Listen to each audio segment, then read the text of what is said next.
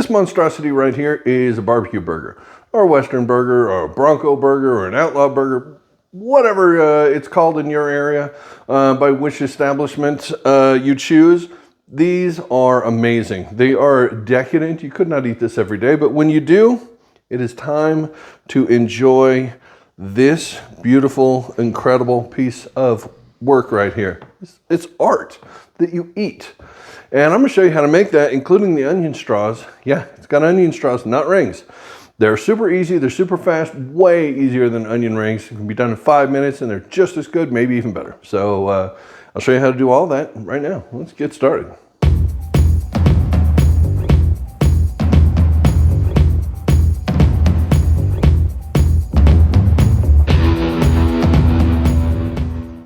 So let's start with our patty here for our barbecue burger, our outlaw barbecue Western burger thingy, you know, call it what you want. But basically, you got some 80-20 ground beef right here. This is lovely. This is a nice medium-ish burger grind. See how long the strings are? You really want that. We're going to do this in a ring because rings are better. You can smash this as well if you want.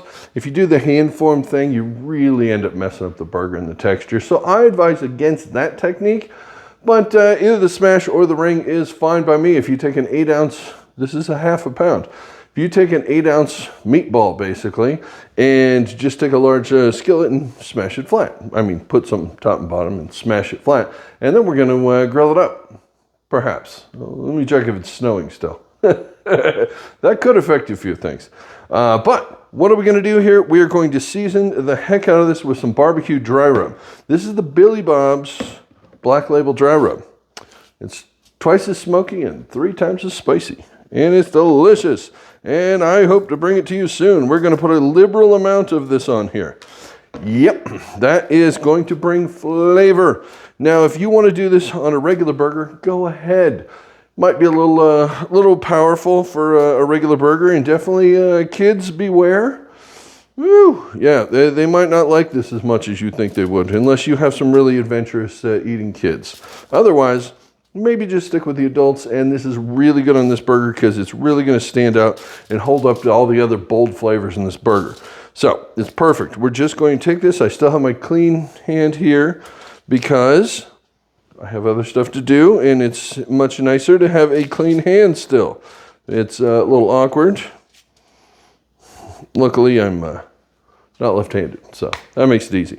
Okay, so we're just going to smash this down a little bit, and we're going to take our fingers, just the back of our fingers here, and we're going to gently smash this down. We're going to hold the ring because it's trying to go under the ring. We're going to get our edges set where we want them, and then we're going to take our knuckles and kind of push down with the knuckles in the center. You want to create a divot because the burger will tend to plump up as you cook it. This will keep it nice and flat and lovely. If you want your burger plumped up in the middle, I suggest you try this because it's better.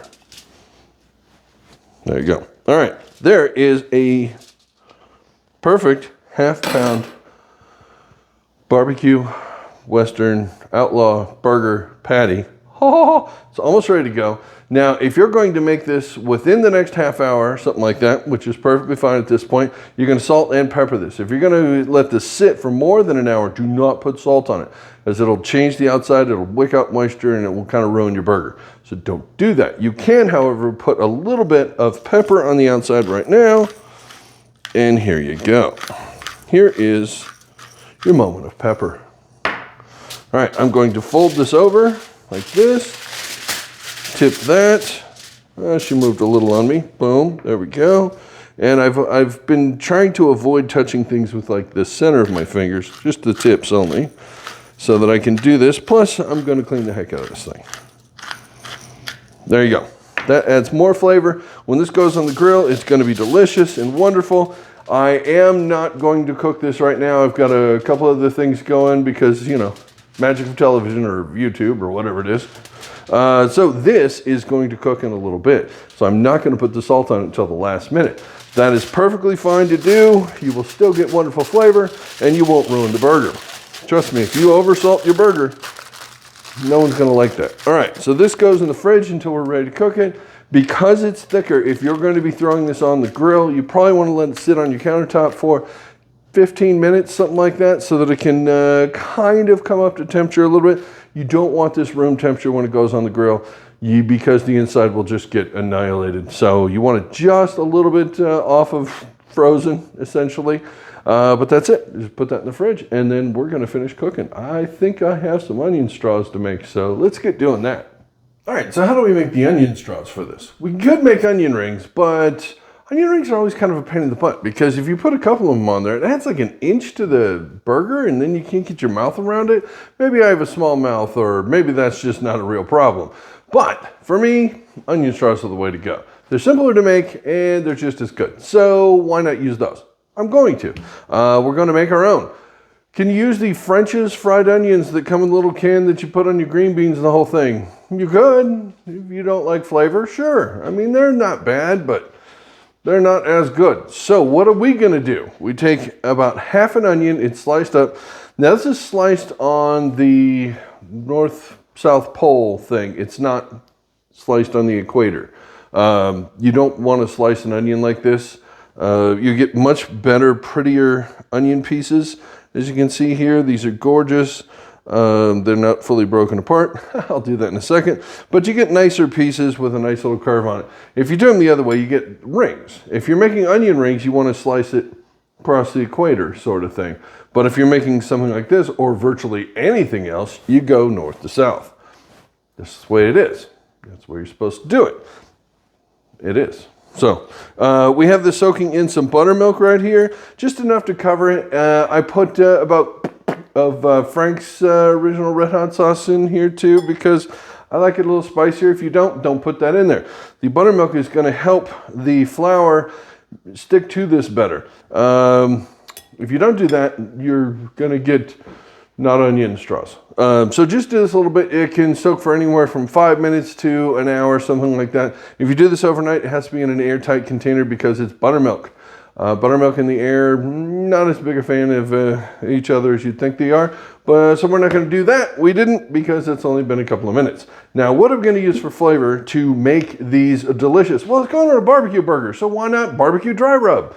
This is the Billy Bob's Black Label dry rub that we used in the burger. We're going to use it here as well. Yes, it's not in the fancy container. I don't have those yet, but they will come out at some point. And when they do, I will let you know because you're going to want to get this stuff. Trust me. All right, so we have half a cup of flour. That's enough for this. Plenty. How much of this? Well, it depends on how much flavor you want. I like a lot of flavor, but generally, I'm going to say it's probably a good teaspoon and a half, maybe something like that. Basically, not an insane amount. And then just give that a woohoo. There you go. Doesn't need to be incredibly well mixed up. Finger is plenty for this. There you go. All right, now we have to get our onions in here. Do we have to strain this off or anything else? No, because actually the juice actually helps this clump up and makes this work even better. So we're just going to take this and just kind of push it to the side. Move this into the flour. You don't have to do this one at a time, which is another reason why I love this. You can do this kind of as a big lump thing and give it a good stir, and that's plenty when you pull them out. When they go in the pan and the oil, they're ready to go. All right, that's close enough. That's as many as we need. We're just going to give this a really nice stir. This is going to help break up the onions anymore that aren't already broken up, so that's perfect. And here we go.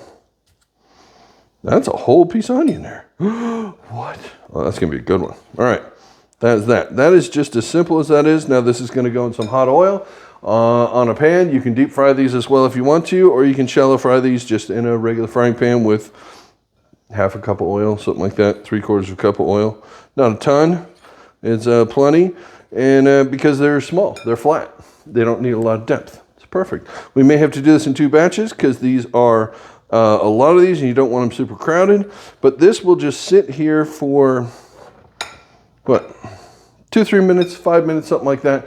This will kind of solidify a little bit and help it stick a whole lot better. If you throw this in right now, the flour is just going to go right off the side and it's going to stink up your oil and they're not going to taste as good. So yeah, let this sit about 5 minutes. It doesn't have to go in the fridge. 5 minutes and it's perfect. Then we're going to put them in the pan. Easy peasy. To fry up our onions, we're going to want to put these in a pan about 350, 375 with oil. Has to be at least a half an inch thick to get a single layer going. You want to shake off as much excess flour as you can as it goes in, because the flour will make a mess in your oil. After about 4 minutes or so, these are going to be perfectly done and crispy here. Just pull these off onto a paper towel to drain, throw a little salt on them, and that's it. Keep cooking batches until you're done. But yeah, that's how you cook the onions.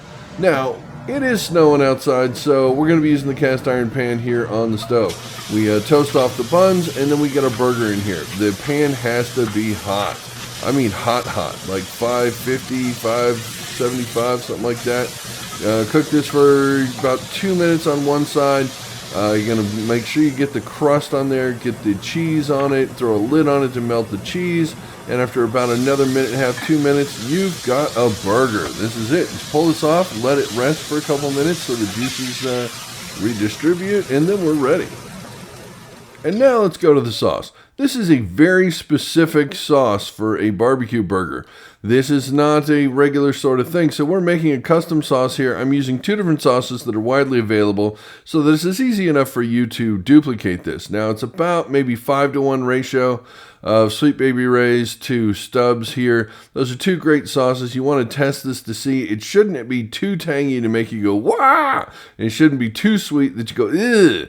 So it needed a little more sweet, so just add a little bit more. This is really to your taste, but you kind of want somewhere in between tangy and sweet.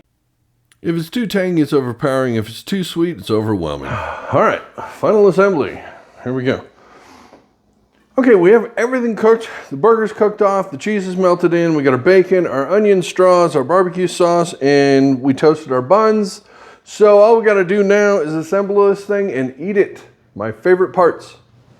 Let's do that. Okay. So, what is the correct order for this? More barbecue sauce than you think you need. That's why you have to be careful with the sauce. So, sauce goes top and bottom.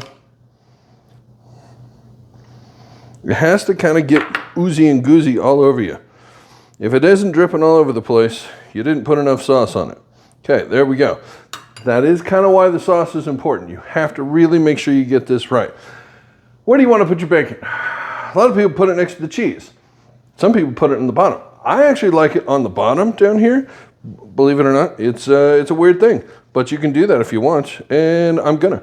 So there we go. Now we have 4 slices of bacon because this is a YouTube video. If you were doing this yourself and you weren't a crazy person, you take 2 slices, cut it in half, and then you get your 4 pieces, but you need the overhang because I have to shoot a thumbnail, and it's the only reason you clicked on it. Let's be honest, there's a giant pieces of bacon hanging over the side. I know what you're into. Can't hide from me. All right, burger's going down next. This should be a nice medium rare, I'm hoping. I did not get to throw this on my grill. It is not currently snowing, but it's still 41 degrees, I think, the last time I checked, and the wind's picked back up to 30, 35 miles an hour, and it's blowing straight at my barbecue. So I'm not grilling this today. Come on, springtime, summer, please. Dying for it. Okay, this is going on here. It is juicy and amazing. Now we got onion straws galore going on here. These are, pile them as high as you can get them. Seriously, there is no amount that's going to be like, oh, that's too much. If they fall off, then you have extras on the side. But you're trying to pile this to the level of ridiculousness. That looks pretty good. And the beautiful thing is all this bacon hanging off is kind of like a catch for the extra onion straws that are coming off. And finally,